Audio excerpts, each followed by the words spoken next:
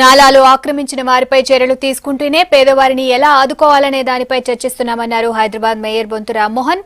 కొర్లోస్కర్ committee నివేదికను అమలు చేసేందుకు న్యాయ సలహాలు తీసుకుంటామన్నారు. హుస్సేన్ సాగర్ పై వస్తున్న వదంతులను నమ్మొద్దని, సాగర్ వరదతో ఎలాంటి ప్రమాదం లేదన్నారు.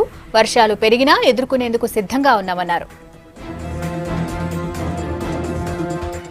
ఇప్పటికే నాలాల పొంగి పొర్లడం, నాలాలో ఫ్లో తక్కువ కావడంతో వాటిలో కలవాల్సిన ఛానల్స్ ద్వారా వచ్చే సివరేజ్ లైన్స్ కానీ ఇలా స్టామ్ వాటర్ డ్రైన్స్ కానీ మరి కొంత స్లోగా మరి వాటి లెవెల్ కూడా తగ్గి రోడ్ల మీద ఇళ్లలో ఉన్న నీళ్లు కూడా ఇప్పటికే కొన్ని ప్రాంతాల్లో మరి గుంజుకొని కిందికి వెళ్ళిపోయినాయని చెప్తున్నారు.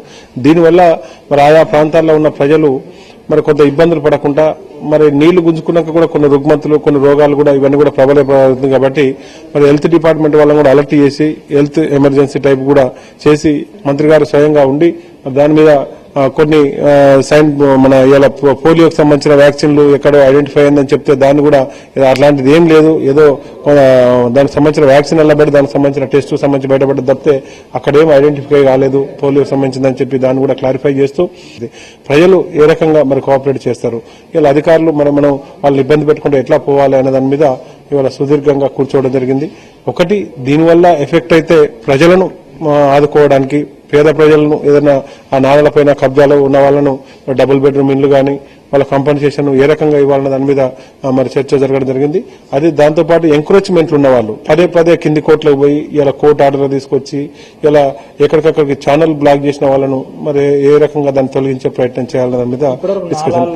ఇలా హుస్సేన్ సాగర్ ఫ్లో ఇంతకన్నా ఎక్కువ వచ్చినా కూడా దాన్ని స్టేబుల్ గా మెయింటైన్ చేసే ప్రయత్నం చేస్తున్నాం. మొన్న 3,000 ఇంప్లో వస్తే 3,000 వదిలిపెట్టాం. నిన్న 4,000 వస్తే 4,000 అవుట్ ఫ్లో వదిలిపెట్టుకుంటూ బ్యాలెన్స్ చేసినాం. ఇవాళ 6,000 వస్తుంది. 6,000 కూడా అవుట్ ఫ్లో వదిలిపెట్టుకుంటూ కింది ప్రాంతాలకు ఎప్పటికప్పుడు అప్రమత్తం చేసుకుంటూ ప్రయత్నం చేస్తున్నాం. ఈ రకంగా స్టేబుల్ గా ఉంటే ఎలాంటి ప్రమాదం కూడా ఉండదని చెప్పి చేస్తున్నాం. స్టేబుల్ గా నడుస్తుంది. ప్రజలు ఇలా ఎక్కడ కూడా ఆందోళన పడాల్సిన అవసరం లేదు, అప్రమత్తంగా ఉంటే సరిపోద్దని చెప్పి విజ్ఞప్తి చేస్తున్నాం.